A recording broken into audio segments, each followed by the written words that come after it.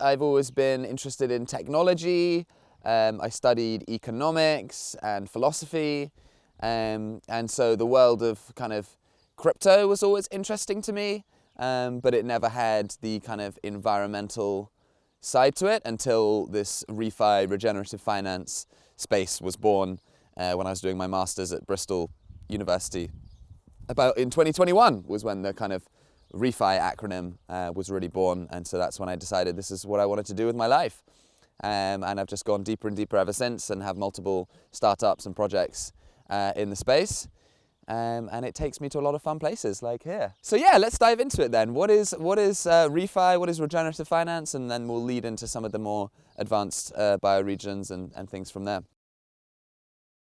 Where it usually makes sense to start is just thinking about the kind of global context that we're in today.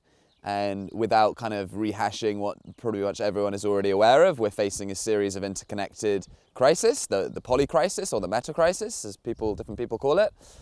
And it's my fundamental belief that finance is one of the most powerful drivers of the crisis that we face, and really and in some cases the root cause. If we get to the kind of first principles of things, it's one of the most significant drivers. But at the same time, finance is also one of the most powerful coordination technologies that humans have ever invented. Every day, all over the world, all of our most of our decisions and a lot of our behaviors are driven by these invisible hands of market forces that we call in economics. Essentially, it drives our actions and behaviors across the world on a global basis. And well, what if we could leverage those very powerful coordination primitives and things that finance is doing, but actually redesign those systems in pursuit of a regenerative economy to heal and restore and renew both the natural ecology and the environment, but also our economic systems, such that we don't have economic systems that are further perpetuating and exacerbating inequality at an increasing rate. And in our social systems, creating community, diverse, building equity, and kind of regenerative social dynamics. And so really, yeah, regenerative finance is about how do we leverage the powerful tools of finance and economics, but towards a pluralism of different regenerative aims across environmental, social, and economic domains. And so that's kind of the broad umbrella field of regenerative finance and economics. And then within that field, there are multiple kind of subsectors and clusters and movements and networks and organizations that have sort of slightly different focuses and aims. And so one of those kind of clusters is called the kind of refi movement. Essentially, refi is an acronym for regenerative finance. But the refi term usually specifically refers to a community of people that are leveraging kind of blockchain, Web3, AI, measurement, reporting, and verification technology. So that's called MRV, like putting sensors in the soil, measuring the soil, and sending that, collecting that data to really understand what's going on, and maybe putting that data on a blockchain to preserve it and create transparency, etc. So that's the kind of refi acronym. I'm one of the founders of Refi DAO, and we have, there's multiple other videos on this platform that you might see about Refi DAO, so I won't go into it too much, but essentially we have a network of local communities across the globe, for example, Refi Lisboa near here, that are supporting projects in implementing various Refi Web3 solutions in their local communities and local economies.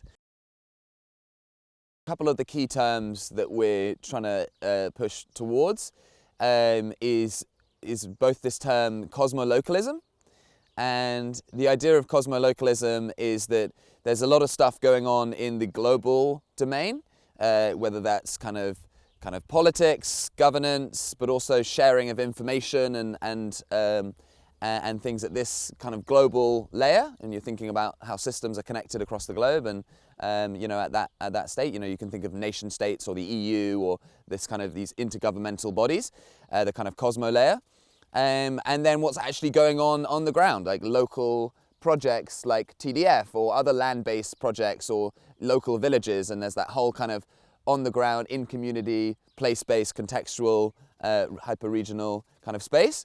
And cosmo-localism as an idea is, okay, how do we create those bridges from the cosmo to the local in a way that's they're supporting each other?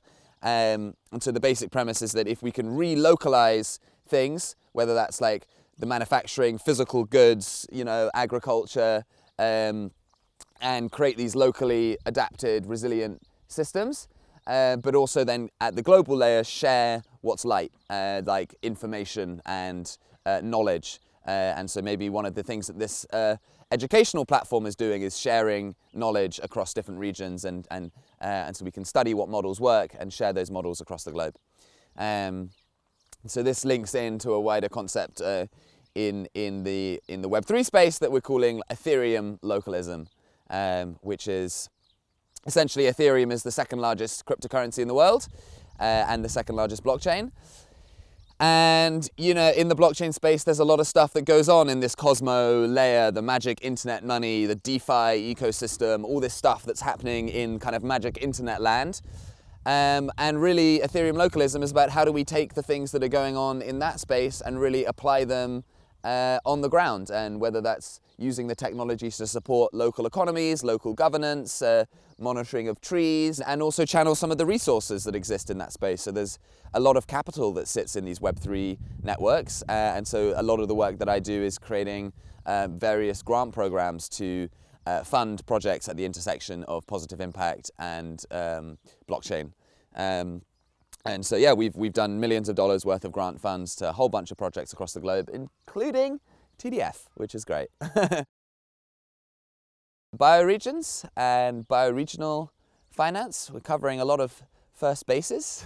So maybe we'll have to do follow-ups to go deeper on each one, on each buzzword, I guess.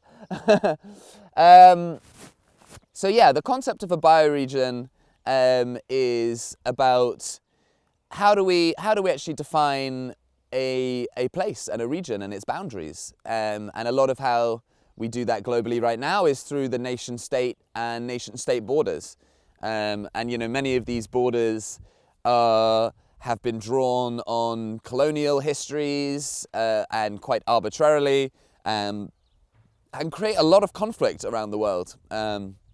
If we look at a lot of the conflicts, basically the three kind of major conflicts that are going on right now that I can see are all kind of to do with border disputes of who owns what land, and there's many examples of this. And so the bioregional movement is really saying, well, what if instead of these arbitrary political lines that we've drawn, we actually do it in a more place-based way, and we look at not just the kind of political, cultural, social element, but that's important as well, but also the actual environment of the land, its geology, the watersheds, the various ecological features, combined with the social and cultural history and the geology and all of these things, to form a kind of what is a bioregion. And so essentially you can kind of divide the world up into bioregions, and they can be a bit overlapping and interconnected as well.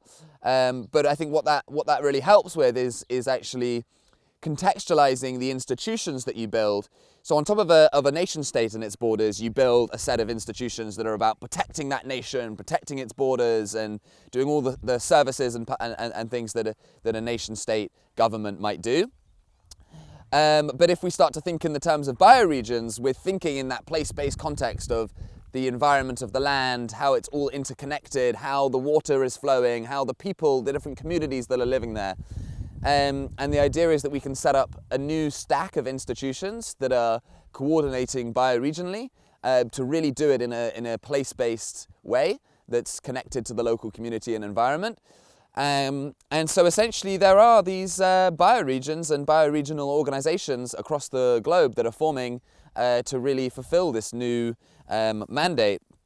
And I think it comes at such an important time, given that we're seeing how national governments and the kind of further rise of populism and right-wing kind of governments that are gutting the current institutional systems, stripping away public services. For example, in the US, they've gutted many public agencies. And so there's really a need and a kind of a hole for where new community-led institutions can come in and start providing those services. And so, yeah, this localism movement, this bioregional movement is having a real kind of upswell, and I think will play an ever-increasing role in our futures, and especially in addressing the multitude of crises that we have today. And so, yeah, that's the kind of concept of a bioregion. And then, what do these bioregional organizing teams actually do? Well, there's a bunch of things they can be doing in terms of building community and connecting groups across the bioregion, but also there's this idea of bioregional finance. And there's this brilliant book by Samantha Power and a couple other of her team. It's called Bioregional Financing Facilities, or BFF for short.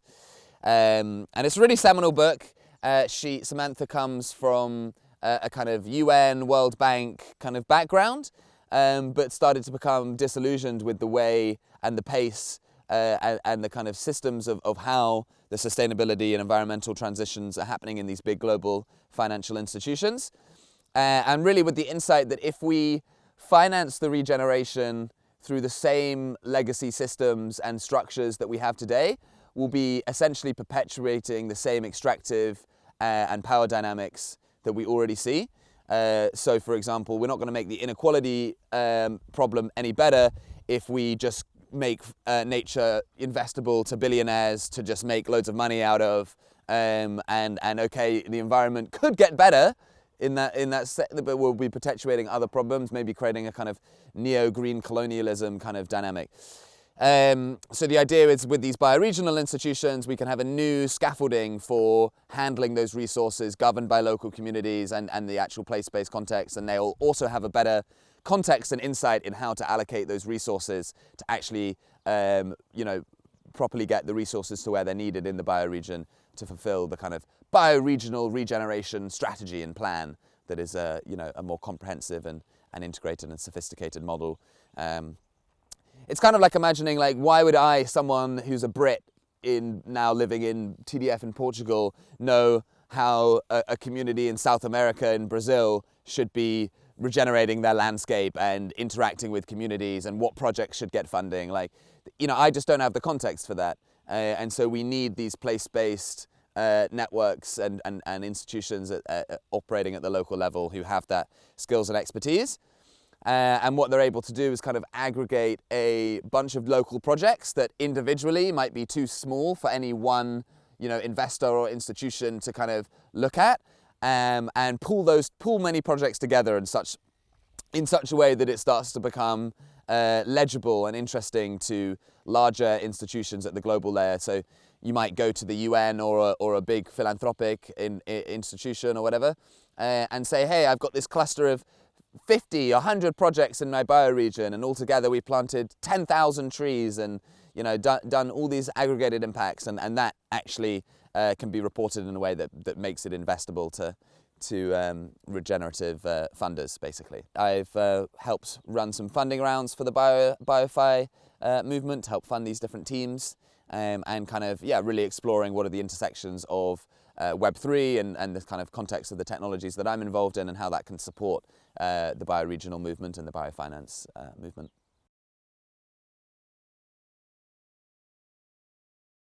We'll talk quickly about the kind of concept of a network nation, another buzzword to add into this slew of different terms. But it's kind of similar to what I've been talking about, but essentially the idea is similar to a bioregion in a sense. But how do we maybe even across borders and across localities connect groups of disparate communities and organizations and land-based projects into a kind of global network of coherence. And so this is kind of what we're doing at RefiDAO. We have the kind of global brand and community that is the RefiDAO community, and what it means to be a part of that. But then essentially there's these autonomous local chapters like Refi Lisboa or Refi Barcelona, Refi Lagos. And although they're place-based and led locally and autonomous, they voluntarily choose to associate and connect to a larger global network, the RefiDAO network. And there's a kind of reciprocal exchange of resources, of knowledge, and of community building. And when you kind of really think about it, it is possible to conceptualize this as a kind of evolution of the nation-state kind of paradigm. There's the kind of two concepts of both a nation, which is typically defined as you have a shared kind of cultural heritage or background or values, kind of what makes you part of a nation. And then the state is more about the kind of governmental, administrative body, the borders, the kind of the monopoly on violence, the military, that kind of state institution is the kind of other part of it.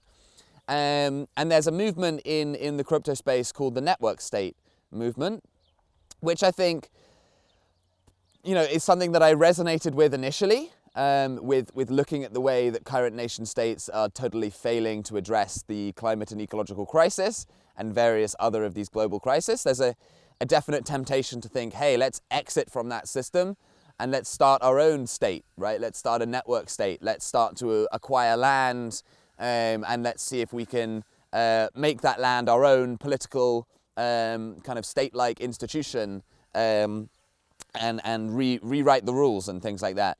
But I actually think a lot of the conceptions and a lot of the actual practice of the network state movement is actually quite concerning. And when you actually kind of think about it in a deeper way, I don't necessarily think that trying to exit from your current state and you're almost forming a competing state and you're sort of isolating yourself from that system. And a lot of these network state organizations are kind of like getting tax-free economic zones, special economic zones in underdeveloped countries where they can acquire land. And it's just sort of, a lot of tech libertarian billionaires are drawn into the movement, sort of creating their own sort of havens, I guess. But it doesn't really feel like that's solving the problems that we face. It's just kind of exiting and creating your own little private enclave in that system. So I much prefer this conceptualization of, instead of network state, a network nation. And the idea with that is that it's a community of people who maybe are across the globe and have these different kind of local communities or whatever, but they're choosing to come together under a shared set of values and principles, the kind of cultural element that a physical nation might have, but they're connecting online. And maybe we get to a point in the future where people start to identify more with the social clubs and the online communities and the networks that they're a part of than they even resonate with their own national heritage. It might be that becomes a more blurred boundary. The idea is that instead of completely exiting from all current systems, we try and work within those systems with overlapping sovereignty and kind of use voice as a way to change those systems. So you could take the example here at TDF, has its own sovereign community here on the ground, but is able to maybe connect with the local government or the local village, and even maybe the national government of Portugal one day might interface and say, okay, how do we balance the needs and support the work that you're doing on the ground, and then likewise change laws and regulations and shift it into a more regenerative direction. So I think we have real potential if we aggregate these communities across the globe. Again, it's about, if we can aggregate them, then we actually can create voice, because we become less insignificant. One project on its own, small project, not hugely interfaceable because it's not at a big scale. But if you're able to aggregate a bunch of these projects and you actually have real economic resources flowing around them and significant, that creates a seat at the table, essentially, to have bigger and more impactful discussions to shift course and shift directions to the future that we want to see, which is obviously that more regenerative future. So yeah, that's the network nationing, that's the work, and if you want to get involved, then come get involved. We've got a bunch of resources for how you can start your local node, a local community in the wider network, and there's multiple different kind of brands and from the Green Pill network to Bloom to RefiDAO, so whichever kind of network resonates with you more, join that, and they're all connected via this regen coordination initiative where we, it sounds silly, but we aggregate the networks. So it's a network of networks, which I get is getting a bit too ridiculous, but it does make sense, and we run programs for then the entire regen coordination of these different Web3 regeneration networks, like Greenpill, like RefiDAO, like Bloom Network. TDF was just in one of our latest funding rounds. We had a 100K funding pool that we distributed to about 50 different projects. So yeah, hopefully we can continue to grow it from there. Reach out to me if this is resonated and you want to learn more, and I can point you in more directions. At Monty Merlin on all the channels, really. Telegram preferred, really. But if you don't have that, try elsewhere.